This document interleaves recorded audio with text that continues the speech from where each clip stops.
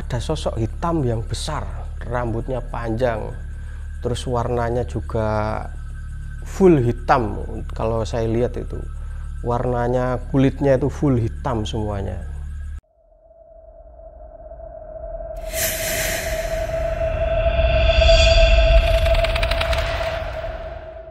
Kisah horor terjebak sendirian di dalam bengkel.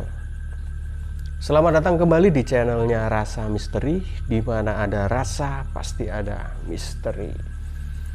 Oke, kali ini saya akan membawakan sebuah cerita atau nge-share satu cerita. Ini adalah pengalaman saya, ya, pengalaman pribadi saya. Kekunci sendirian di dalam bengkel. Kok bisa kekunci sendirian di dalam bengkel? Nah, makanya itu simak terus ya video ini, jangan di skip-skip karena banyak sekali pengalaman-pengalaman yang bisa dibilang di luar logika atau di luar nalar kita. Oke, ceritanya seperti ini. Ini kenapa kok saya bisa terkunci sendirian di bengkel? Soalnya saya kan ini baru-baru bekerja di bengkel. Nah, terus dari bengkel ke rumah juga lumayan jauh, jadi saya memutuskan untuk tidur di bengkel aja. Nah, ini sebenarnya udah dikasih tahu sama yang punya bengkel juga, kalau sebenarnya bengkelnya ini ada penunggunya, katanya seperti itu. Tapi ya saya cuek aja, toh saya di situ ya cuma numpang tidur aja. Singkat cerita, habis dikasih tahu seperti itu, langsung saya dikasih kunci bengkel, dikasih tahu cara ngebuka bengkelnya, dan itu normal-normal aja, nggak ada kayak macetnya atau apa, nggak ada sama sekali. Terus tepat di hari Rabu kalau nggak salah ya, di hari Rabu, dan kejadian ini udah lebih dari 3 tahun yang lalu sebenarnya. Ini kan pengalaman saya pribadi ya. Udah lebih dari 3 tahun yang lalu itu saya bekerja di bengkel sekitar ada 3 bulan kalau nggak 4 bulan. Nah, itu saya ngerasa agak capek soalnya harus PP dari Sidoarjo ke Mojokerto. Nah, akhirnya saya memutuskan untuk tidur di bengkel aja daripada jauh-jauh pulang pergi dari Mojokerto ke Sidoarjo. Akhirnya tepat di hari Rabu saya memutuskan untuk tidur di bengkel aja. Saya udah kemas-kemas, udah saya beresin semua untuk tempat tidur. Kan bengkel tutupnya jam 4 kan ya. Jam 4 teman-teman udah pulang semuanya. Gerbang sudah saya kunci. Udah aman tuh ya, udah saya kunci dan udah coba saya buka, itu udah aman semuanya.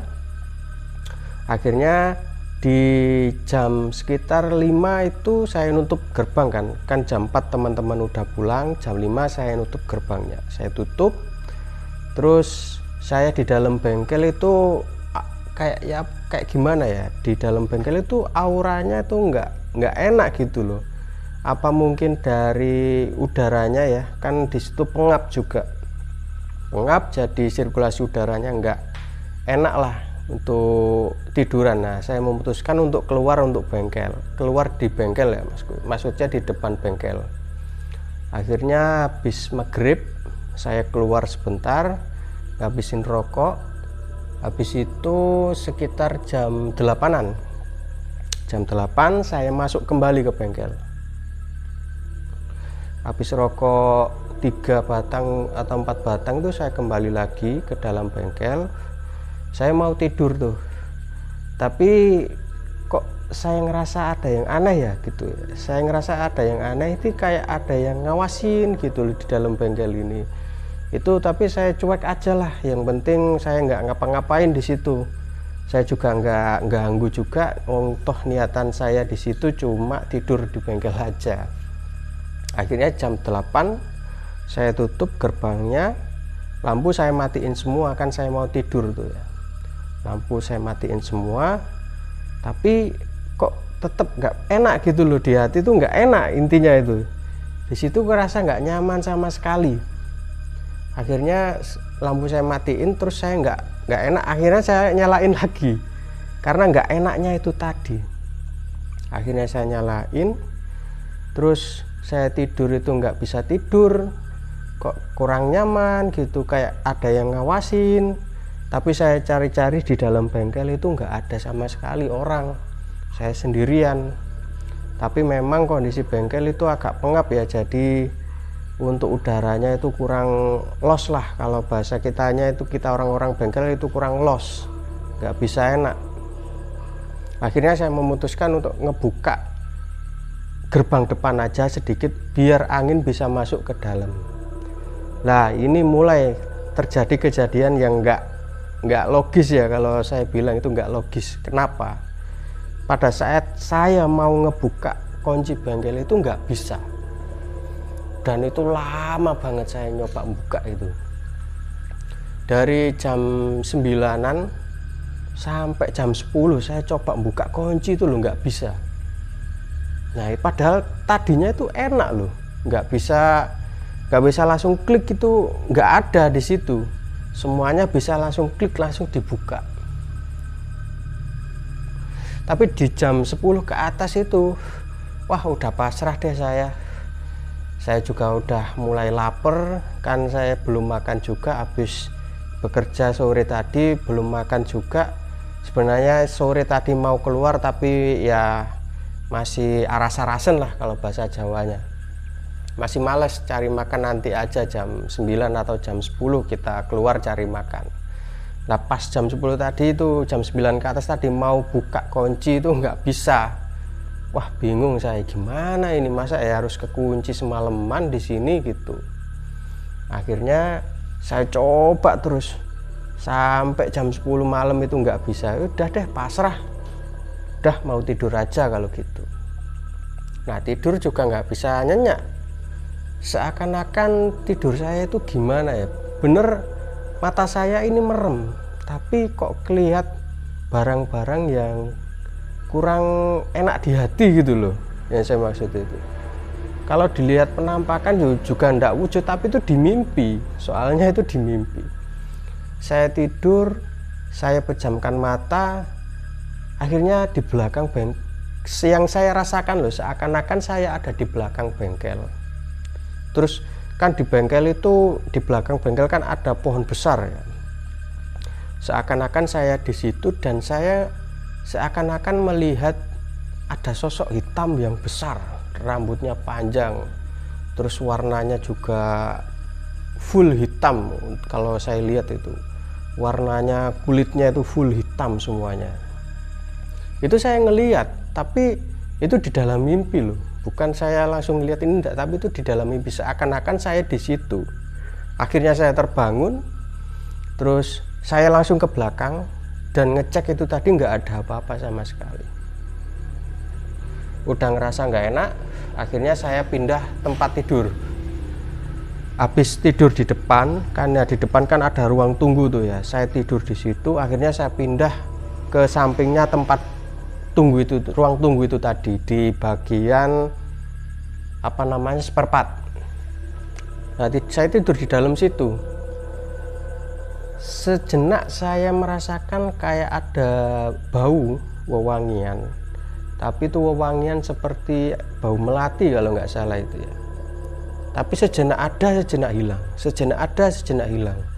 Ah cuek aja, saya niatnya di sini cuma tidur aja ya gitu. Akhirnya saya tidur di situ, dan kejadian yang awal tadi terulang kembali. Bener mata saya ini merem, tapi seakan-akan saya melihat ada sosok wanita yang duduk di atas spare part motor kan, spare part motor kan ditumpuk tuh ya. Nah seakan-akan dia ada di atas spare part itu, atau duduk di atas itu. Saya juga ngelihat dianya seperti apa, itu saya juga ngelihat, tapi itu dalam mimpi. Ya mungkin kalau teman-teman memiliki pengalaman cerita seperti ini, silakan di-share di komentar aja ya, atau di-share di kolom komentar. Bisa kalian ceritakan detailnya seperti apa, apakah seperti yang saya alami atau tidak. Nah lanjut ya, cerita itu tadi, saya tuh ngelihat dianya duduk termenung saja, tapi nggak kelihatan wajahnya, ketutup sama rambutnya yang panjang segini. Jadi dia duduknya seperti ini, dan rambutnya panjang menjuntai ke bawah. Langsung merinding saya. Dianya duduk merenduk seperti ini, tangannya seperti ini, rambutnya menjuntai panjang. Dan itu saya ngelihatnya atau saya ngerasainnya agak lama. Tapi di situ saya nggak bisa bicara loh, soalnya itu nggak bisa bicara, cuma diem aja. Akhirnya kebangun. Nah, kebangun itu saya udah keringet dingin dan nggak karu-karuan. Akhirnya saya memutuskan pindah tempat tidur lagi. Ini untuk yang terakhirnya, dan saya lihat juga jamnya udah sekitar jam 1 pagi ya. Itu akhirnya saya pindah di belakang, di sampingnya musola. Kan di bengkel saya itu di depan itu ruang tunggu, yang tengah ini bagian spare part, sampingnya spare part ini tempat ngerjain mekaniknya, dan saya tidur di sampingnya musola. Kan musola ada di belakang, sampingnya toilet. Akhirnya saya memutuskan tidur di situ. Setelah saya bawa peralatan tidur saya, bantal, guling, kasur dan lain-lain ke arah situ, saya gelar, saya tidur di situ. Dan untuk yang terakhir kalinya ya, ini mungkin agak janggal juga. Tiba-tiba di depan itu kedengar suara kayak orang ngetuk pintu. Tok tok tok tok 1 kali, tok tok tok tok 2 kali, dan yang terakhir nggak bunyi, tapi ada suara langkah kaki yang masuk. Nah itu saya lihat kok nggak ada orang. Akhirnya saya cek kembali ya ke depan, saya lihat nggak ada orang sama sekali di depan. Terus siapa tadi yang ngetuk? Di dalam hati saya berbicara seperti itu. Akhirnya saya kembali lagi, udah saya pasrah, saya mau tidur di sini, saya nggak ganggu, saya cuma mau tidur aja di sini, numpang tidur. Akhirnya saya tidur di situ. Saya baru bisa tidur, bener-bener tidur itu jam 2:30 pagi. Nah, kok bisa tahu ya? Saya kan ngelihat handphone ya, handphone ini saya nyalain itu sekitar jam 2, terus saya alarm. Memang 2:30 memang saya mau bangun untuk ada keperluan, mau bersih-bersih bengkel subuh. Itu saya alarm 2:30. Nah itu saya bener-bener baru bisa tidur itu 2:30. Saya mau tidur seliut gitu ya, alarm udah bunyi, udah 2:30, tapi saya masih capek nih. Udah alarm saya matiin, akhirnya saya tidur kembali. Nah di tidur saya yang ketiga kalinya ini sama kejadiannya seperti yang pertama dan kedua, tapi ini saya mimpinya malah lebih aneh. Soalnya yang nemuin saya di mimpi ini seorang kakek-kakek tua yang jenggotnya tuh panjang sekali, tapi dianya gimana ya, kalau saya definisikan itu seperti yai. Dan dianya bilang gini, mohon maaf atas ketidaknyamanan.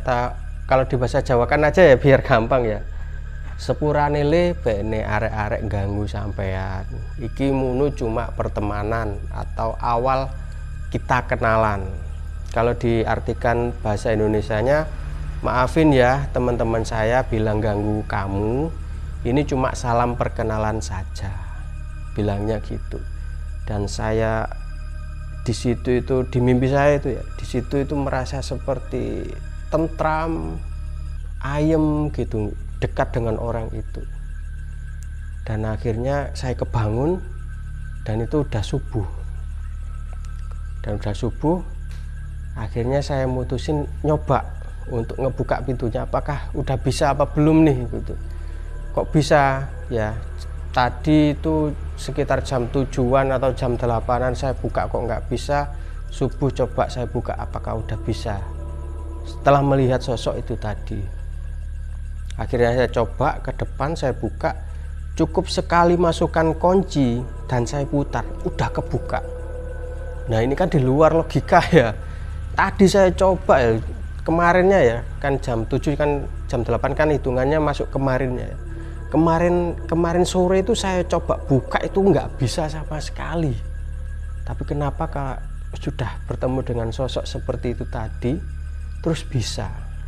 Apakah dia mau berkomunikasi dengan saya juga nggak tahu ya, nggak paham. Atau cuma dia mengenalkan dirinya kalau dia ada di sini, di sini. Ya mungkin bisa jadi juga. Nah, setelah saya buka dan saya keluar, itu gimana ya? Kalau diceritain juga nggak itu ya, nggak enak juga. Nah, di luar bengkel itu saya nyium bau yang sangat busuk sekali. Tapi saya cari-cari itu nggak ada apa-apa di situ. Akhirnya saya putusin untuk nyiram air. Kan kata orang-orang dahulu kan, kalau mau usaha apapun, kalau pagi usahanya dibersihkan, disaponi, terus disiram air biar bisa netral. Akhirnya saya bersihin, saya sapu subuh-subuh tuh ya, saya sapu, saya terus siram, dan bau busuk itu tadi hilang, tiba-tiba hilang. Anehnya seperti itu.